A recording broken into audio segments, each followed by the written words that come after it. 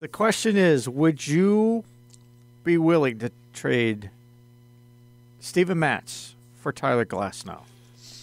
Well, if the Tampa Bay Rays wanted to do that, it would be worth the risk for the Cardinals, even though Tyler Glasnow is made out of Glasnow. To reset that real quick, and I won't belabor the point, but Tyler Glasnow has been in the major leagues 8 years.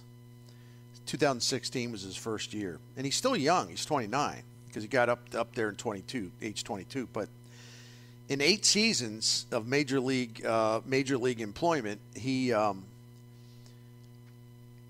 made 88 starts, and he's only pitched in 127 games, but only 88 starts because he gets hurt a lot. And I calculated it the other day, during all the times he's missed, and boy, has he missed a bunch of time. The Tampa Bay Rays have had to pay him, because it's a guaranteed contract, but they've had to pay him about $10.3 million when he wasn't pitching, Yep. He's never pitched. He's only pitched more than 100 innings in a season twice in his career, including last year, which was his career high, 120 innings. So if you trade for him, there's 2 things. Number one, he's going to make. He's got a guaranteed $25 million salary in 2024, $25 million, and then he can become a free agent. So you say, well, maybe listen. If he comes in and he has a great year because he can strike out, he does. He has a great strikeout rate. But he gets hurt, he gets hurt, he gets hurt, he gets hurt. He doesn't pitch much. Well, if you can get one great year out of him, it's worth it. Okay, I'm not going to say I disagree with that, but the assumption of getting one good year is, might be a stretch. Although I guess if you want to be optimistic, you can look at the fact that he started 21 games last year, and he wasn't healthy all the way, but they had to kind of nurse him along, and that's been the story of his career. But he did give him 120 innings. So you'd be trading for the likelihood. It's not 100% of Tyler Glasnow. Maybe if you're lucky, maybe if it's a rare positive, relatively good season health-wise, he can make about 70% of his starts. You ain't going to get 100. And then you'll probably lose him, because to sign him to a long-term deal does not make much sense whatsoever because he constantly breaks down. Okay, now let me get back to the heart of the question. Could the Cardinals would you trade 2 years of Steven Matz for 1 year of Tyler Glasnow? I would do that, but why would Tampa Bay want Steven Matz? You say, well, Glasnow makes $25 million. Matz only make 12. I think he's due to make 12.5 next year, so he's cheaper. No, because he's got 2 more guaranteed years on his contract, and it actually sort of goes up a little bit based on what they actually have paid him, because he took a little less money the first 2 seasons. So actually, if Tampa Bay would trade for Matz, the total owed to him over the next 2 seasons is $25 million. Their reason for trading Glasnow would be to get young, really good, elite, cost-controlled talent. I think the last thing they would want is to pick up a guy that's got $25 million left in a contract who gets hurt all the time his own self. So the deal would make no sense from a Tampa Bay standpoint. Now, there's always a way to get creative. You could say, oh, so this is the guy you want? Okay, but you got to take Matz with him. We'll help you pay for a little bit of that. But a straight-up trade? No, I think they'd never take that. They're too smart. I'm talking about Tampa Bay. Tampa Bay wants young talent where, they have them under contract control for 3, 4, 5 years or more at a low cost. That's what they want. I don't know what they'll get, but there's a lot of dumb people out there as far as to make baseball decisions. And they think, oh, we'll be the ones here. We'll get him. And, our people, you hear that all the time. They think he's He's going to throw 180 innings next year. Okay, good. Go ahead and get him. We'll see how that works out.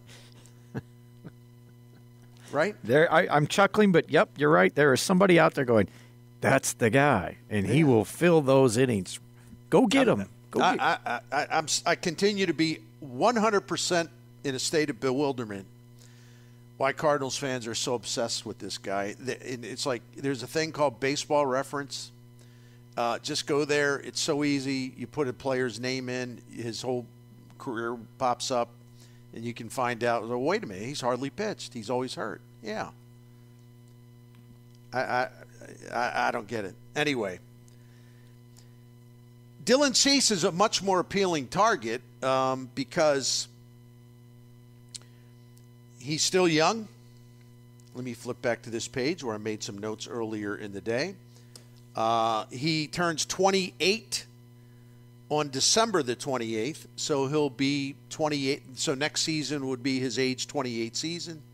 And then he has one more season left before he can become a free agent. So he would be 29 in the 2025 season. So he's got 2 years left before he can go for the big money. So at least you know you have him for 2 seasons. The last 3 seasons for the White Sox,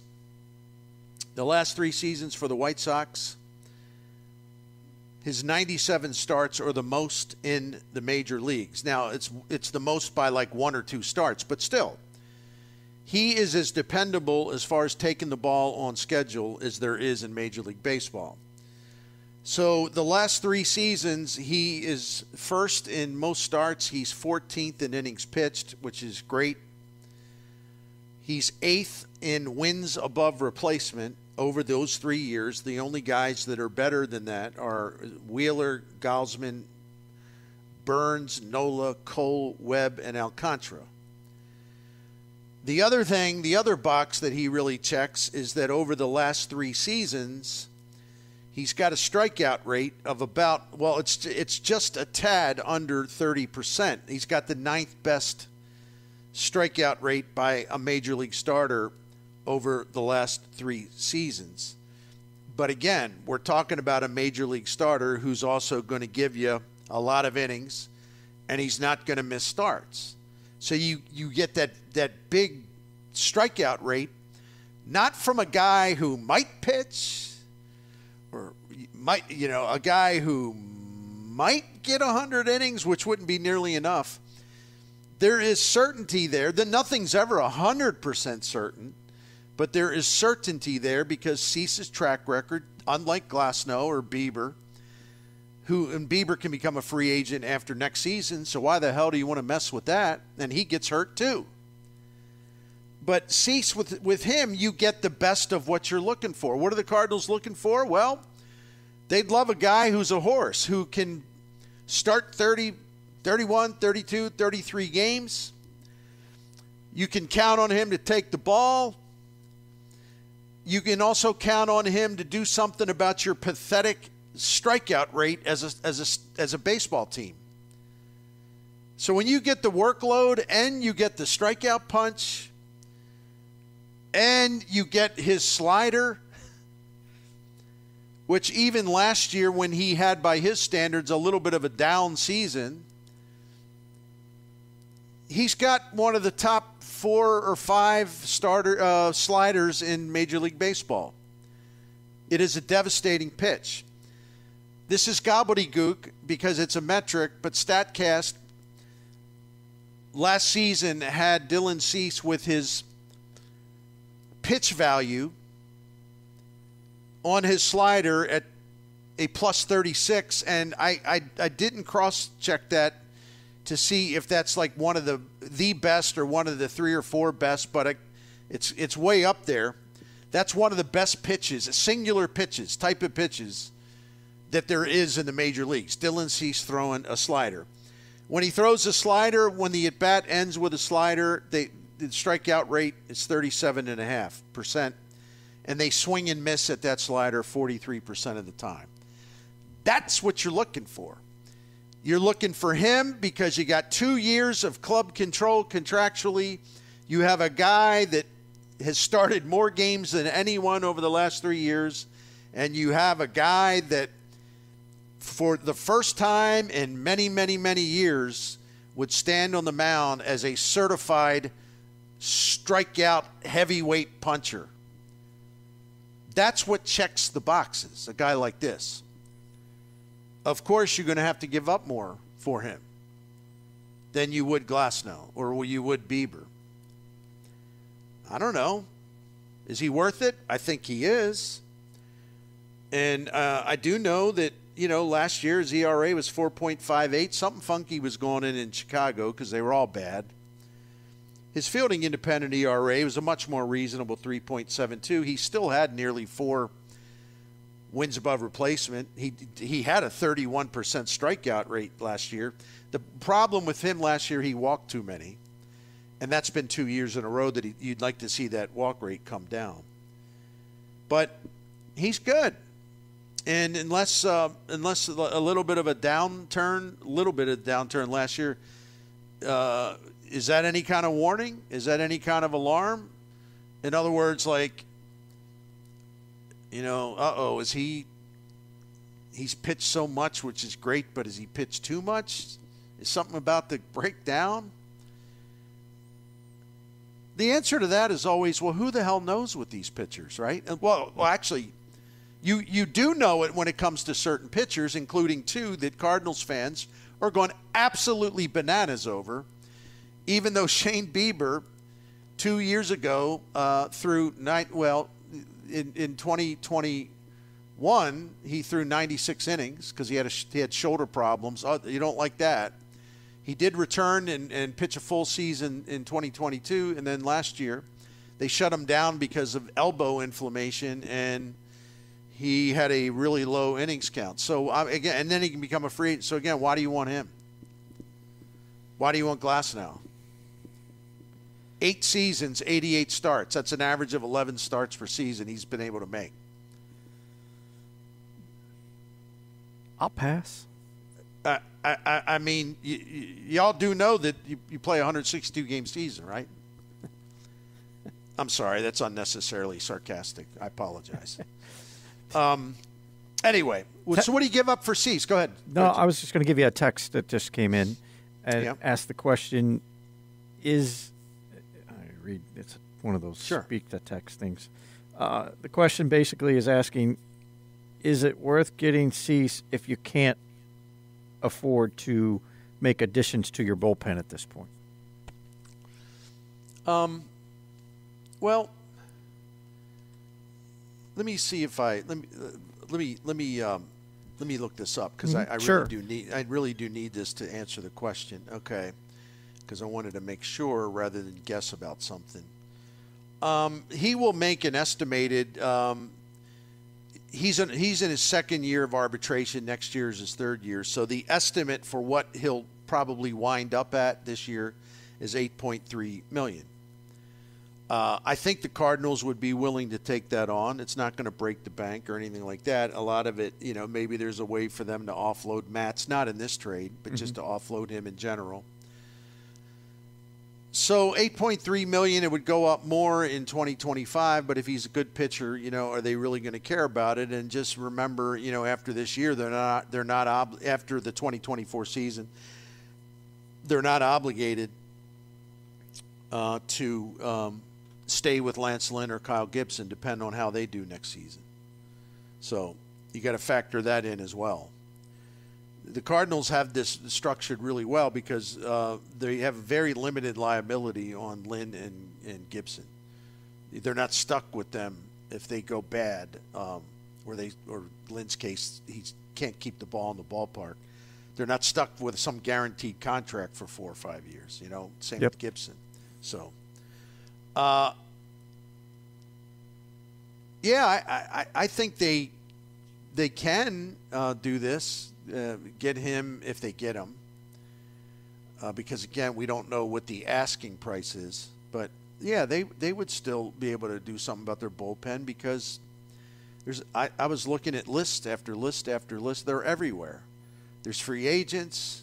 There's people who are available in trade. There's the international market. They're everywhere. But if you're asking me, and I know you weren't asking me this, but if you're asking me, would this remove the chance of signing Josh Hader? They're not going to sign Josh Hader. So, Get them all. Bring them all in here. There's so many good relievers out there, and some of them are still in the cost-controlled years. I don't know. It's almost like there's so many relievers that you got to be careful because you don't have to overthink it. Get someone that matches what you want and then try to make your best deal. You don't have to shop at to go for the top guys in terms of what they make and what they expect to make. You just don't. Yeah.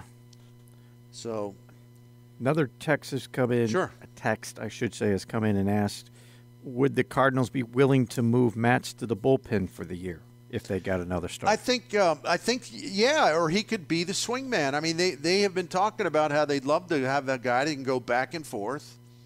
Matz can do that because we saw him do it last year until, of course, he got hurt again.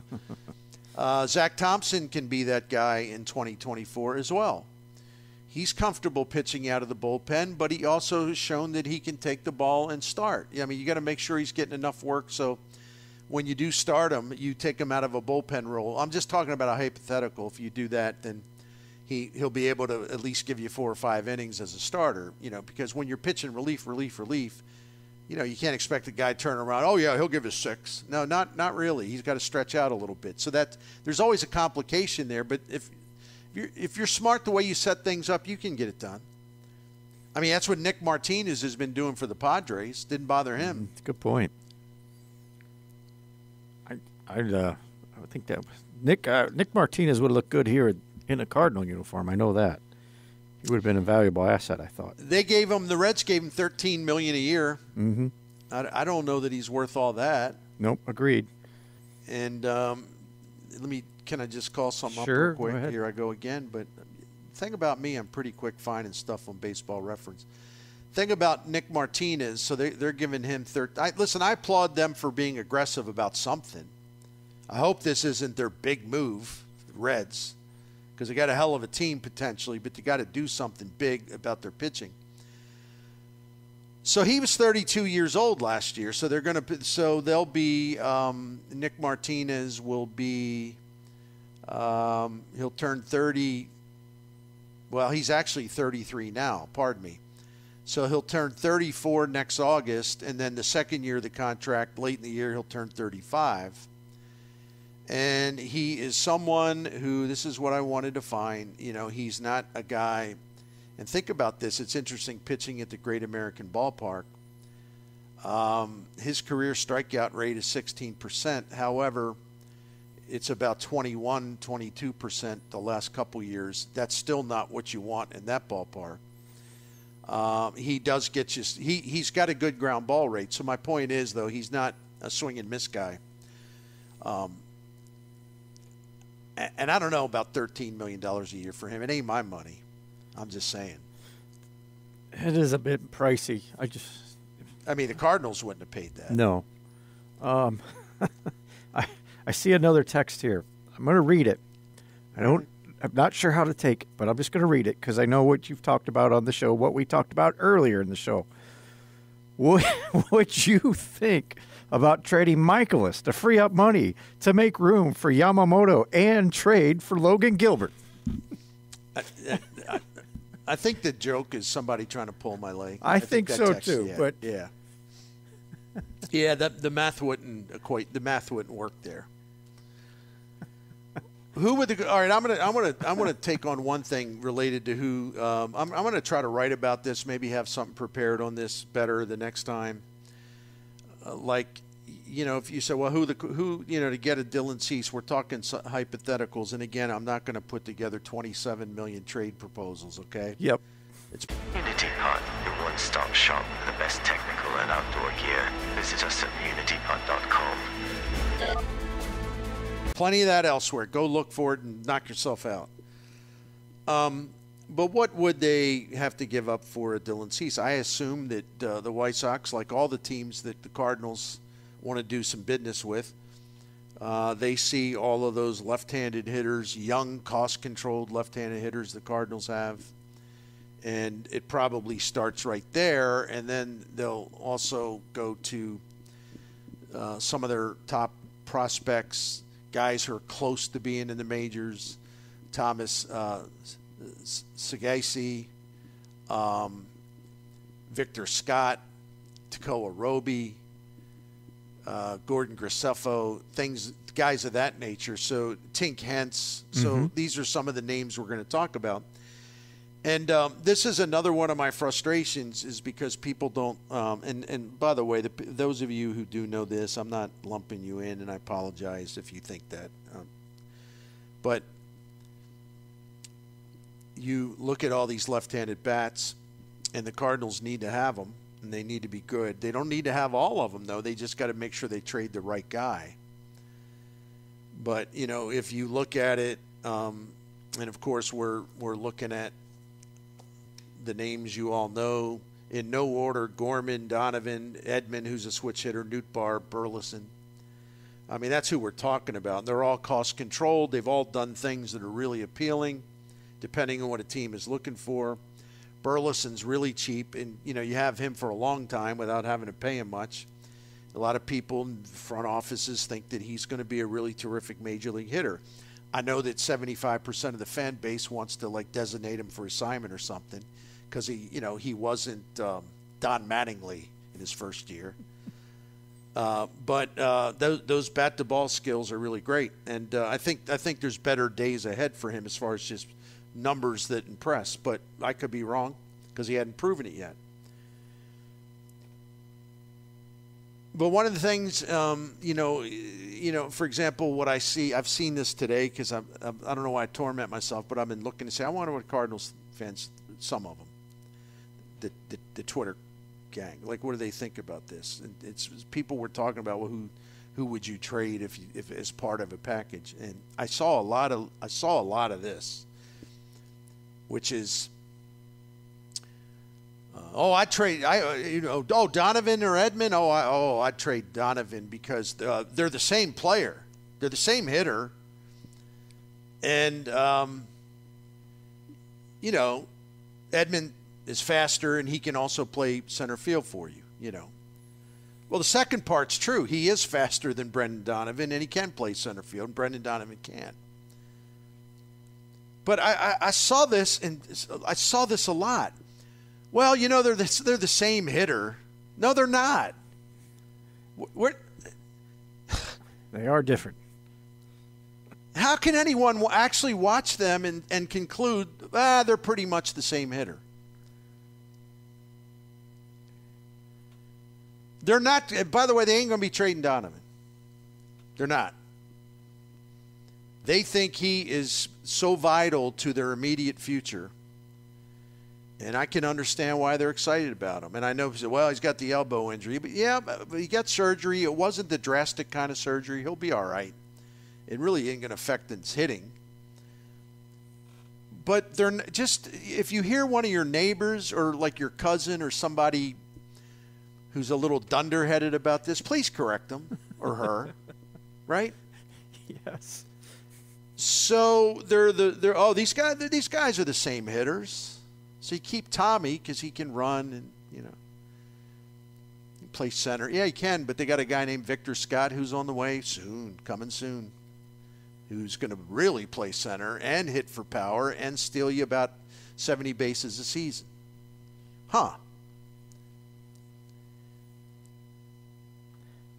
Brendan Donovan does terrible things to right-handed pitchers. Okay? Mm-hmm.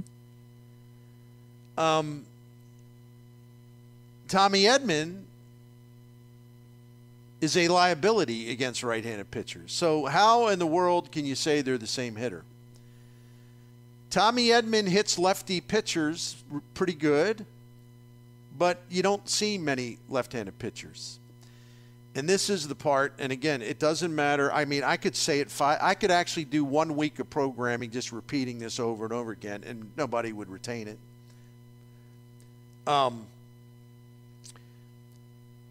The Cardinals in 2023, 75% of their plate appearances came against right-handed pitchers. Meaning, and by the way, very similar percentages in previous years previous to that. There's a lot of right-handed pitching out there. You're going to face, from year to year, you're going to face 73, 78, 80% of the at-bats you take are going to be a right-handed pitch. So that means you want to have that good left-handed bat. Tommy Edman is not that against right-handed pitching. That's his weakness. Brendan Donovan, he's got a career 800 OPS against right-handed pitchers, but it's even better than that because last year, remember, he made swing changes. Last season against right-handed pitching, he had a 294 average, a 371 on base, and he slugged 460. He only struck out 14% of the time against them. And, oh, by the way, in his career, this guy, for all of you who like clutch hitters, Brendan Donovan in his 2 years as a Cardinal, with runners in scoring position, 331 average with a 1,000 OPS. Okay? That's really good. He mashes right-handed pitching. He is tremendous when he has RBI opportunities. He wears out pitchers. Edman does nothing of the sort. Donovan makes these guys throw pitch after pitch after pitch. He doesn't chase garbage. He draws plenty of walks. He's got a really low strikeout rate, and he's on base all the time. Now he's hitting for power. And once again, he punishes right-handed pitching. And they're going to face 75% right-handed pitching next season. So in what universe are Tommy Edman and Brendan Donovan the same hitter? So just wipe that away. That's such a stupid premise and false. I don't want to hear any more of that about, well, it's either one of those guys. No. Donovan, the Cardinals view him across the board, this front office, dugout. They view him, and this ought to be music to your ears, they view him as their next, like of the younger guys, and he is 26, but of the younger guys, they absolutely view him as the next guy that will take charge in that clubhouse. They love his temperament. They love how hungry he is, how aggressive he is, how smart he is, all the good advice he has to share. He's a great reader of pitchers. He likes to share that information. He's great at video study. He finds out stuff. He's a student of the game. He plays his ass off. He's a guy that has already shown he doesn't want to overstep it, but he's shown that he wants to take charge as a Cardinal going forward, just taking charge more than he has, because you can't take charge when you're first, second year. They believe he's ready to be a bona fide leader in that clubhouse, and he brings an edge to the game. He brings great intellect to the game. He brings knowledge to the game, knowledge that teammates can benefit from, because no one other than maybe Goldie on that team can read pitchers and put together his own scouting report on pitchers like Donovan. They're not going to trade him, okay? I mean, I don't even know. They are not going to trade. Now, if somebody wants to give him something amazing, yeah, you never say completely never. They love this guy, as they should. And he's only now coming into the power part of his career. What would be the point of trading him? Seriously. I'm not up for that. What would be the point? Their offense died last season when he withdrew because they said, look, man, get a jump on this. Get a jump on this. Get the surgery done early because we want you 100% by spring training. Their offense crashed and cratered because he wasn't near the top of the lineup wearing out pitchers. He wasn't seeing 4 or 5 pitches per plate appearances. He wasn't hitting the ball to all fields. You know, some guy tried to, pitch him outside. Okay, bing, that's all right. I like singles too. But when they try to work him inside and they missed a little bit, double, home run. I mean, he was starting to do that, starting to turn on those inside pitches. He's got great plate discipline, outstanding judgment of the strike zone. And now he's hitting for power. And he wears out right-handed pitchers. And you're going to do, again, I'm going to repeat it, 75% of the plate appearances or at-bats are going to take next year. About 75% will be against right-handed pitching. So you say, well, he's only hits 260 against left. I don't care about that. What does that mean? So 25% of the time he's going to be less effective than he would be the other 75% of the time. I'll take that. That's fine.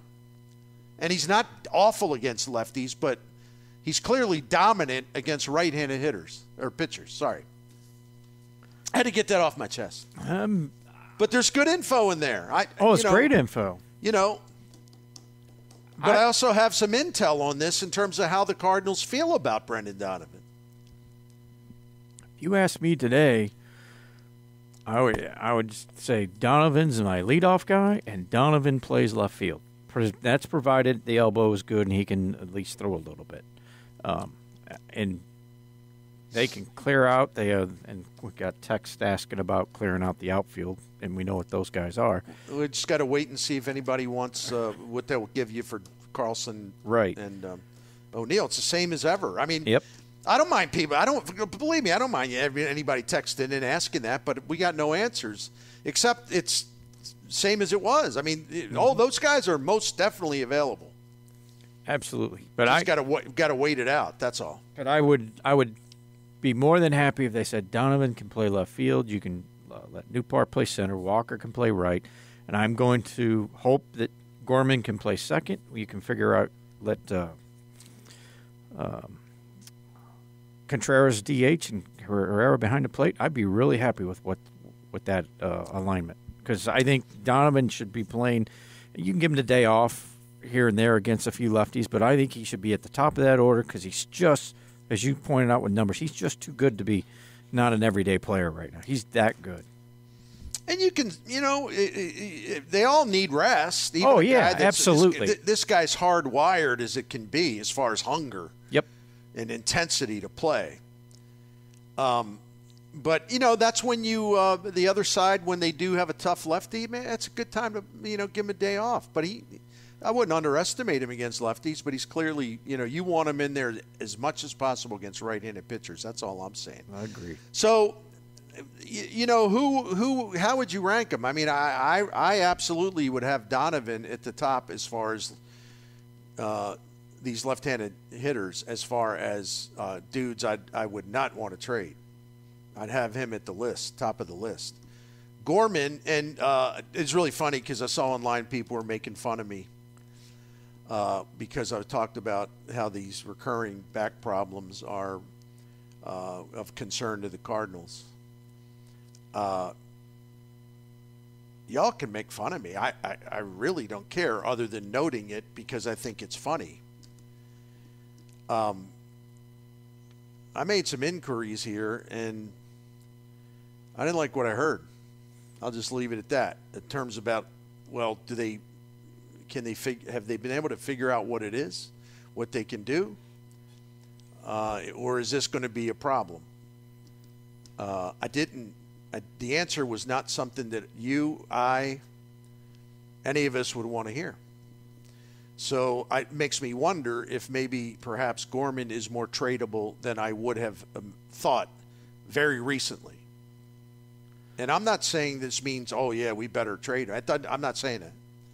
But if it's something that really gets them excited, he may be more available than I would have guessed.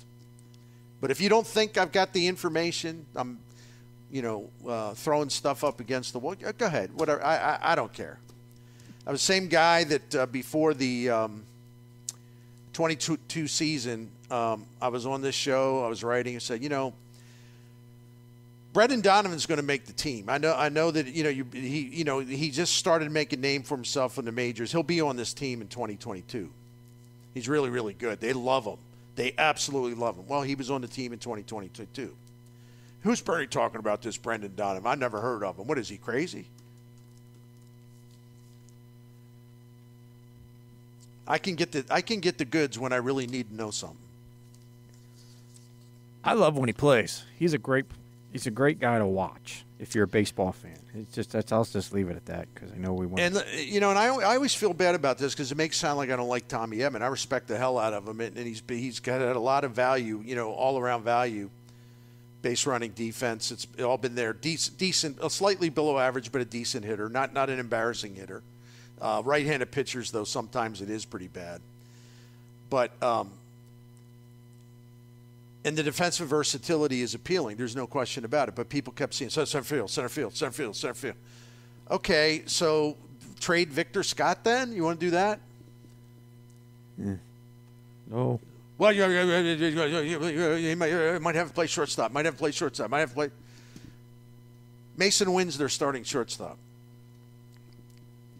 You're going to read a lot of stuff and hear like, well, he's going to have to go to spring training, and they're going to be watching him. Is he ready to be? He's their starting shortstop, okay? Now, if he hits, 0-30 all spring, that can be revisited. They view him right now, no doubt about it, their starting shortstop for 2024. And you know one of the reasons that is? Same reasons I told you about Donovan. They love the kid's mentality.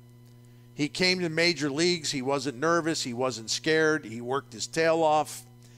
He got after it. He holds himself to a high standard, but in a way where he doesn't sweat it and loses confidence and fall apart. He gets after it. He never stops. And he's going to be fantastic defensively. That's why it was so important for him to get some breaking in time last year. He is their starting shortstop. It would have to take something really catastrophic for them to change their mind on that.